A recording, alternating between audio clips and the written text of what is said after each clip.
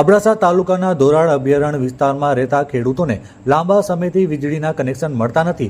આ મુદ્દે તેમની નારાજગી આજે ઉભરી હતી, જ્યારે બહુજન આર્મીના સ્થાપક લખન દુવાની આગેવાનીમાં અનેક સમાજના આગેવાનો અને ખેડૂતો મળીને નલિયાના વીર અબડા દાદા ચોક નજીક ત્રિભેટ હાઈવે પર ચક્કાજામ કર્યું હતું। લખન દુવાએ સરકાર ઉપર આક્ષેપો કર્યા હતા કે ધોરાડ વિસ્તારમાં કંપનીઓને વીજ કનેક્શન આપવામાં આવે છે, પરંતુ ખેડૂતોને ન્યાય મળતો નથી, જે સરકારની અન્યાયપૂર્ણ નીતિ દર્શાવે છે। ટ્રાફિક જામના કારણે તંત્ર હરકતમાં આવ્યું હતું। અબડાસા પ્રાંત અધિકારી કે.જે. વાઘેલા, મામલતદાર અશ્વિન વ્યાસ અને જીઈબીના અધિકારીઓ ઘટના સ્થળે પહોંચી ગયા હતા અને દેખાવ કરનાર આગેવાનો સાથે ચર્ચા કરી હતી। ખાતરી આપવામાં આવી હતી કે ખેડૂતોને વહેલી તકે વીજ કનેક્શન આપવામાં આવશે। આ ખાતરી બાદ ખેડૂતો હાઈવે ખોલીને શાંતિપૂર્વક વિખોટા પડ્યા હતા।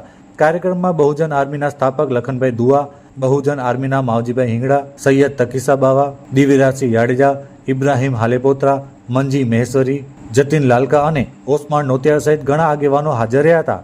કોઈ અનિચ્છનીય બનાવ ન બને તે માટે ડીવાયએસપી બી.બી. બગોરા અને નલિયા પીઆઈ વી.એમ. ઝાલાની ઉપસ્થિતિમાં કડક પોલીસ બંદોબસ્ત ગોઠવવામાં આવ્યું હતું।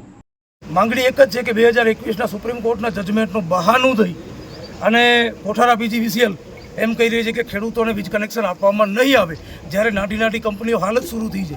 2-3 વર્ષમાં એમને વીજ કનેક્શન આપવામાં આવ્યા।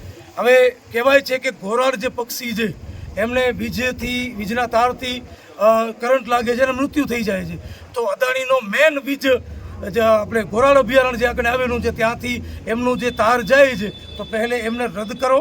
જે ખોટા પીજીવીસીએલ દ્વારા પૈસા પડાવી અને એવા 70 થી 80 કનેક્શન આપવામાં આવ્યા છે, એ કનેક્શનને રદ કરો। પહેલે સુપ્રીમ કોર્ટના જજમેન્ટમાં છે કે એક વર્ષની અંદર તમામ વીજ વાયર અંડરગ્રાઉન્ડ કરવામાં આવે, એને અંડરગ્રાઉન્ડ કરવાનું ચાલુ કરો તાત્કાલિક ધોરણે।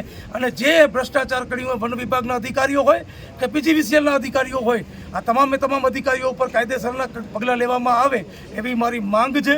આજે નલિયા હાઈવે દાદા વીર અબડા જામના સ્મારક પાસે હાઈવે બંધ કરવામાં આવ્યું હતું અને ત્યાં કને એસડીએમ સાહેબ, મામલતદાર સાહેબ અને પીજીવીસીએલના જવાબદાર અધિકારીઓ પણ ત્યાં કને હાજર રહ્યા હતા અને એમણે 15 તારીખ 5-15 સુધીનો સમય માંગ્યો છે। જો એક મહિનાની અંદર જે લોકોએ કોલ ભરેલા છે એવા 701 ખેડૂતો છે એમને કનેક્શન આપવાનું શરૂ કરવામાં આવશે નહીં, તો આવનારા દિવસોમાં આંદોલન ઉગ્ર પણ થઈ શકે છે। અને આ લોકો માત્ર 800,000 દેખાય છે, આવનારા દિવસોમાં 8 થી 10,000 લોકો પણ અહીંયા કને નલિયાની અંદર ચક્કાજામ કરશે, પીજીવીસીએલના તાળા લગાવશે, એસડીએમ ઓફિસને પણ તાળા લગાવવાની પૂરેપૂરી શક્યતા છે। માટે ધારાસભ્યની ઓફિસ ઉપર ધરણા પણ થઈ શકે છે, એ ધ્યાન રાખી દેજો। માટે આપ સૌને વિનંતી છે, જવાબદાર અધિકારીઓ અને જવાબદાર ધારાસભ્યની પણ જવાબદારી છે, તો આપ તમામ લોકો ધ્યાને લઈ અને મહિના દિવસની અંદર આ ઘોરાડ અભયારણ્યનો નિકાલ લાવો। ઘોરાડ પક્ષીને અમે બચાવવા માંગીએ છીએ।